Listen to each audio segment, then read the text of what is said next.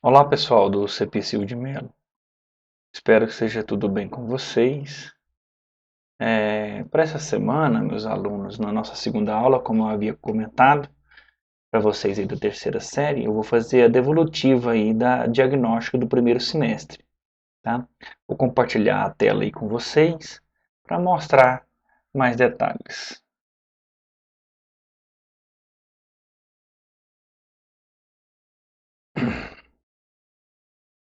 Você está aí na tela.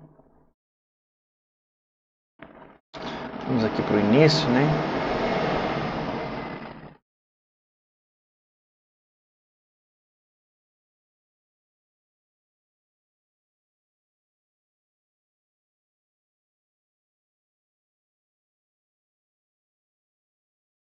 Bom,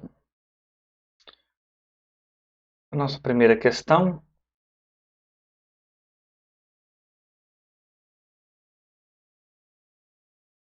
está aí, né? Nossa primeira Então, diagnóstico aí de 2020, né, para a componente da terceira série aí para o nosso colégio Silvio de Mello. A resposta esperada aí para essa diagnóstica do primeiro semestre, tá bom? Bom, meus alunos, nessa primeira, as questões são do tipo para você julgar as assertivas, né, como certa ou errada. E a primeira questão ele trabalha aí, vem com a ideia aí do âmbar, né? O âmbar, né? A palavra eletrizar significa âmbar, que é uma resina fossilizada, proveniente de algumas árvores. A principal característica desse material é a capacidade de eletrizar. Em outras palavras, né, ao atritar o âmbar com um pedaço de seda, a, a quantidade de propriedades, né, atrai pelos, né, de animais, pequenos pedaços de papéis, né. Então quando eu atrito, ele recebe carga, ele passa a ser carregado, né? Ele, ele fica eletrizado, né? Nós dizemos assim. Então, olha só, é para julgarmos essa assertiva, né, como verdadeira ou falsa.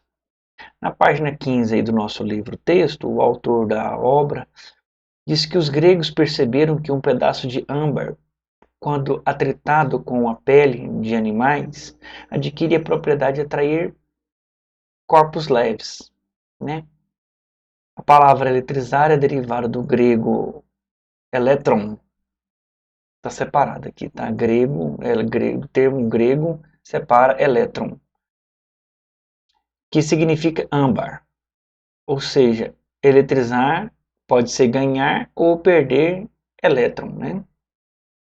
Assim, eletrizar um corpo significa fazer com que ele se comporte como um âmbar, que é a capacidade de absorver, né? Ou de ceder elétron. Essa assertiva está certa, ok? Sobre condutores de eletricidade, pelo senso comum, os condutores, né, são bons condutores de eletricidade e os isolantes não são bons condutores de eletricidade. Julgar essa assertiva aí, né?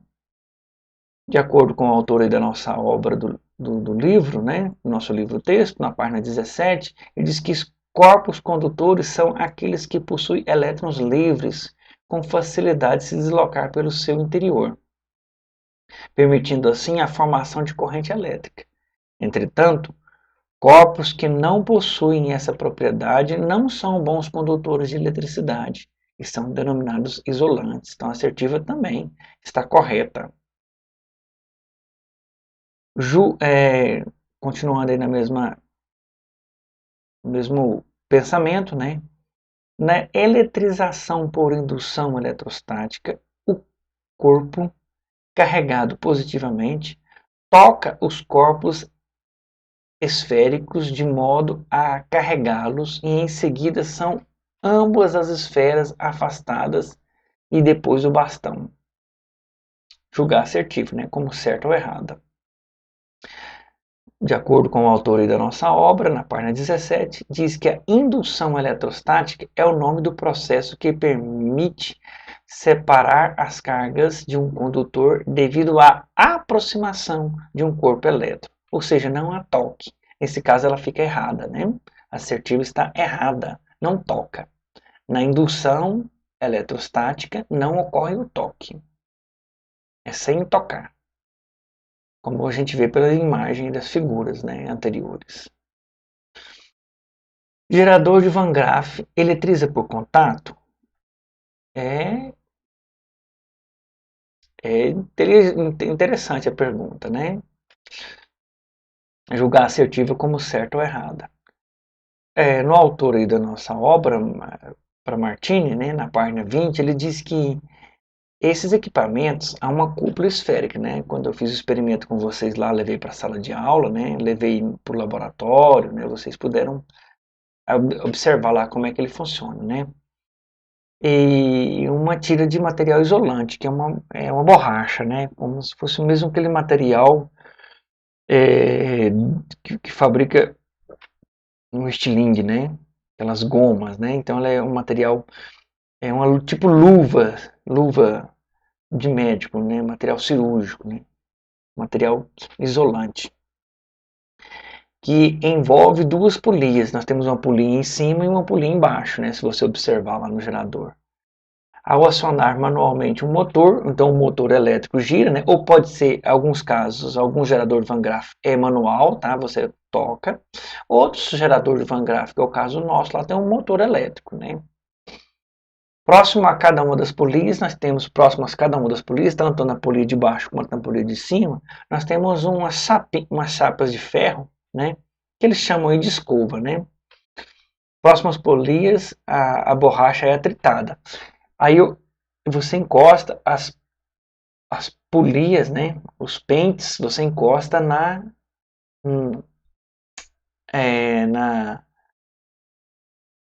borracha. Aí da borracha com os pentes é eletrização por atrito, né?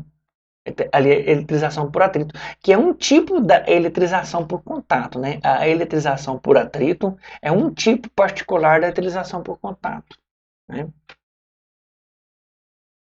Próximo a cada uma das polias, né, tem que é atritada aí com o condutor, né? Eu estou comentando.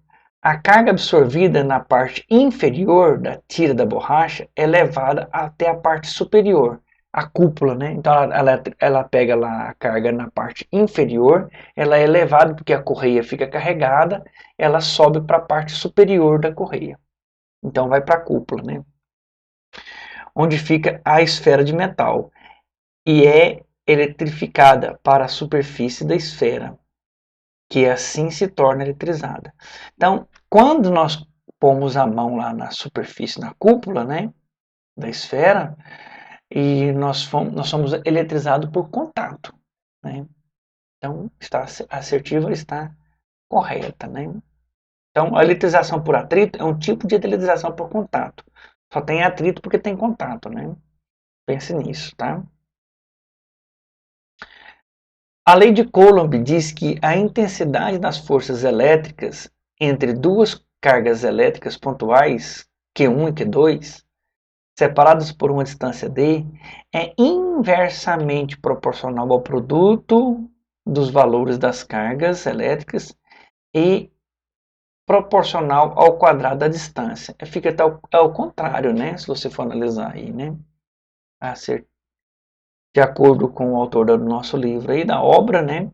A página 27 diz que a intensidade da força elétrica entre duas cargas elétricas pontuais, Q1 e Q2, são separadas por uma distância d, é proporcional ao produto dos valores absolutos das suas cargas, é inversamente proporcional ao quadrado da distância. Então essa assertiva está errada, como eles colocaram, correto? Existindo um campo elétrico em uma região do espaço, se uma carga elétrica pontual for colocada em qualquer lugar do espaço dessa região, ficará sujeita a uma força elétrica de atração ou de repulsão. Julgar-se assertiva, né, como certa ou errada. De acordo com o autor da obra, na página 35, existindo um campo elétrico em uma região do espaço, né, em uma região do espaço, se uma carga pontual for colocada em qualquer ponto dessa região, ficará sujeita a uma força de atração ou de repulsão. A assertiva está correta, né? Está certa. Vetor campo elétrico é a razão entre a intensidade da força elétrica e o modo da carga elétrica que sofre a ação do campo elétrico. Então, olha só. Ele fala assim, né? Vamos analisar. De acordo com o autor da obra, aí na página 37, a intensidade do vetor campo elétrico é um ponto, e um ponto é determinada pela razão entre a intensidade da força elétrica e o modo da carga elétrica que sofre a ação do campo. Então, a assertiva está certa.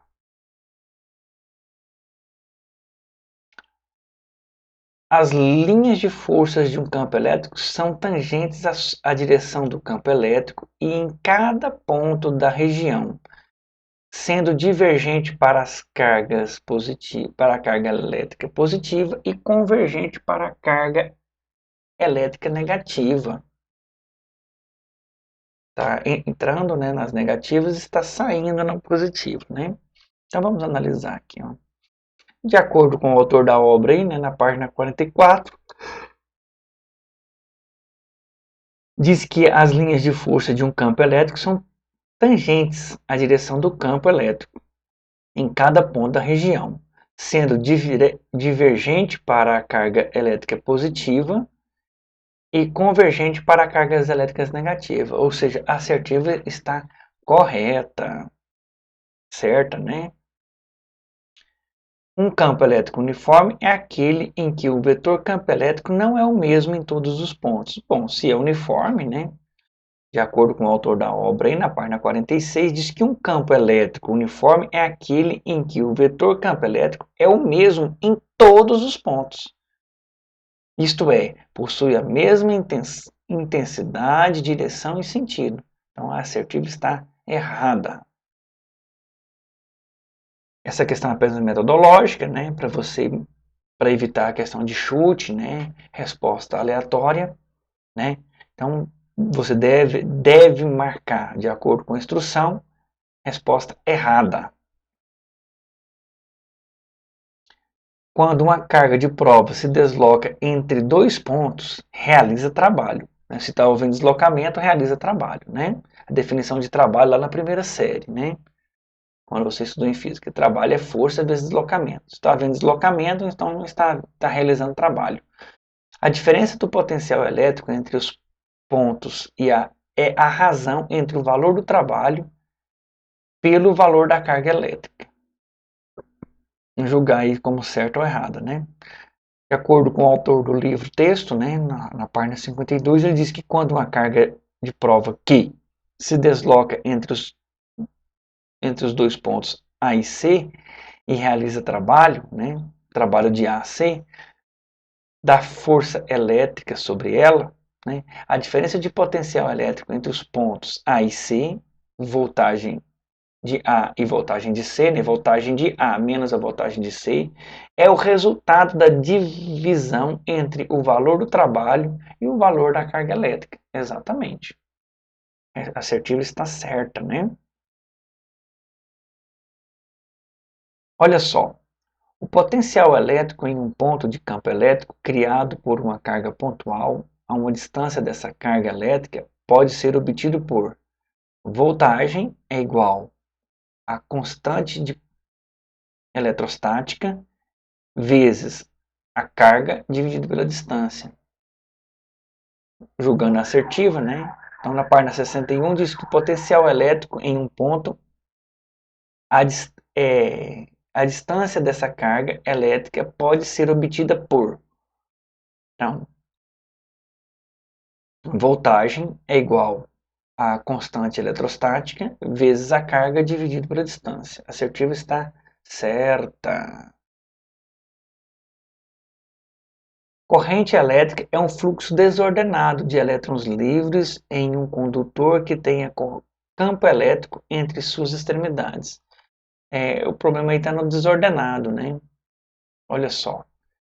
De acordo com o autor da obra, na página 73, diz que a corrente elétrica é o nome que se dá ao fluxo ordenado dos elétrons livres. Então, existe uma ordem, né? Um condutor que tenha um campo elétrico entre suas extremidades. Então, vamos analisar aqui. Ó. Olha aqui a ordem.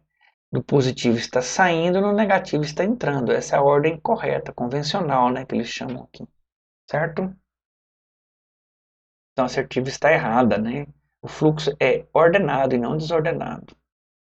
Corrente elétrica no sistema internacional é amperes. Embora a corrente elétrica é a razão entre a variação da carga Coulomb, né, pela variação do tempo, que é em segundos. Julgar aí como certa ou errada, né?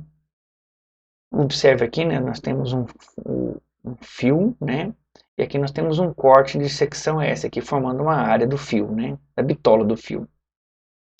De acordo com o autor da obra, Martini, né, et al., né, quer dizer, e outros, né, a página 73 diz que sim, pela secção reta do fio flui determinada quantidade de carga elétrica em certo intervalo de tempo, a intensidade média de corrente elétrica será o resultado do quociente da variação da carga elétrica, que é 1 Coulomb, e a variação do tempo, que é 1 segundo. Isto é, 1 ampere é igual a 1 Coulomb por segundo.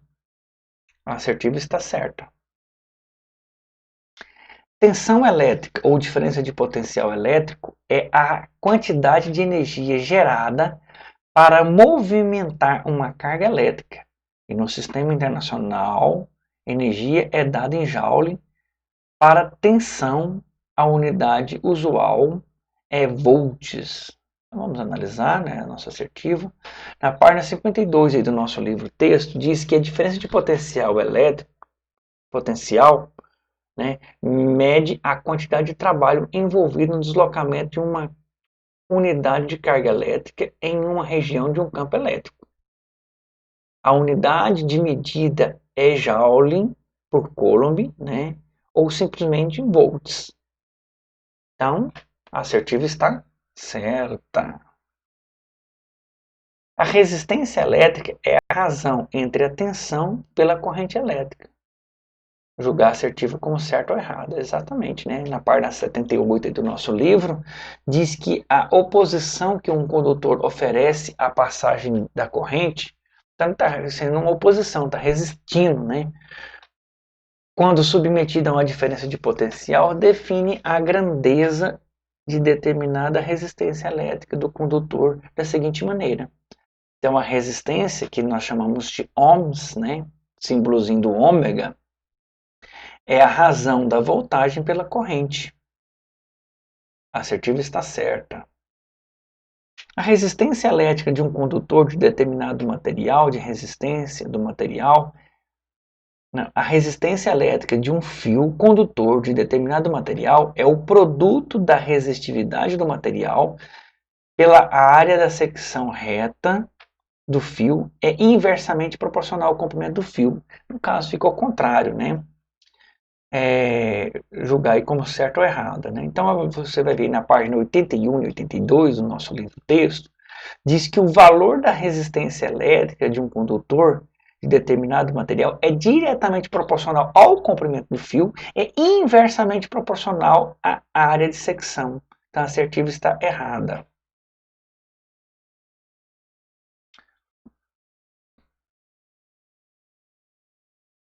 Bom, meus alunos, eu espero ter esclarecido aí boa parte das dúvidas, né?